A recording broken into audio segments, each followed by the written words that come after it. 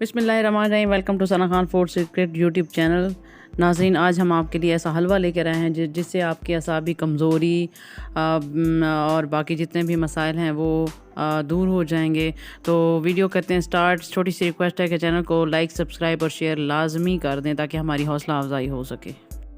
नाजरीन, हर इंसान को कोई ना कोई मसला दरपेश रहता है, जैसे कि चक्कर आना। बाज़ दफ़ा बैठे बैठे आपको चक्कर आना शुरू हो जाते हैं, या आप जैसे ही बैठ के उठने लगते हैं तो आपको चक्कर आना शुरू हो जाते हैं, या फिर आपकी कमर का दर्द शुरू हो जाता है, जो कि बहुत सारे लोगों में कॉमन है, आम सी चीज़ है।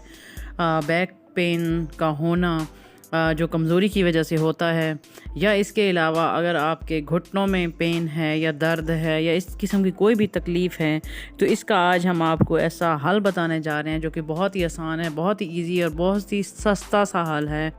नाजरीन, आटा और रोटी का इस्तेमाल हर घर में होता है। हर घर में रोटी इस्तेमाल की जाती है, चाहे वो सफ़ेद आटे की हो या लाल आटे की हो, लेकिन रोटी हर घर में इस्तेमाल की जाती है। कुछ लोग गरम रोटी खाना पसंद करते हैं, ज़्यादातर लोग गरम रोटी ही खाना पसंद करते हैं, लेकिन जो ताज़ा रोटी होती है उसमें ग़िज़ायत सिर्फ 9% होती है। इसके अलावा जैसे जैसे रोटी ठंडी होती जाएगी उस पे जो है बैक्टीरियाज़ जमा होते जाएंगे, जो कि अच्छे बैक्टीरिया होते हैं, जो आपकी सेहत के लिए बहुत ज़्यादा मुफीद हैं। तो आज हम आपको रोटी से ही एक रेसिपी बताएंगे जिससे आपके ये जो दर्द हैं या कमज़ोरी है ये ख़त्म हो जाएगी। तो सबसे पहले आपने क्या करना है कि आपने एक बासी रोटी लेनी है। कोशिश करें कि 6 घंटे पुरानी हो, ज़्यादा से ज़्यादा आप 20 घंटे पुरानी रोटी भी ले सकते हैं। आपने उसके पीसीस कर लेने हैं, कुछ इस तरह के पीसीस होने चाहिए। और आपने एक बात का ख्याल रखना है कि आपने लाल आटा, चक्की वाला आटा लेना है, आपने सफ़ेद आटा इस्तेमाल नहीं करना।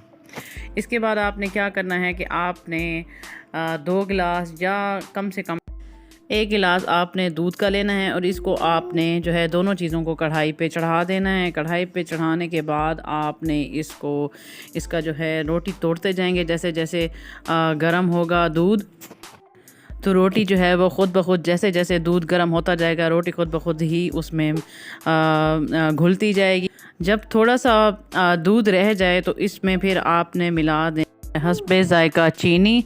हस्बे ज़ायका चीनी मिलाने के बाद आपने इसको थोड़ा पकाना है। और उसके बाद हाँ, अगर एक चीज़ आपने याद रखनी है कि अगर आपको चीनी आप इस्तेमाल नहीं करना चाहते तो आप इसमें शक्कर भी इस्तेमाल कर सकते हैं। इसके बाद आपका जो है हलवा तैयार हो जाएगा। आप चाहें तो इसमें ड्राई फ्रूट्स भी ऐड कर सकते हैं, चाहें तो कुछ ज़्यादा खुश्क रख सकते हैं, चाहें तो थोड़ा थोड़ा दूध उसमें रहे और फिर आप उतार सकते हैं चूल्हे से, जैसे आपको खाना पसंद हो।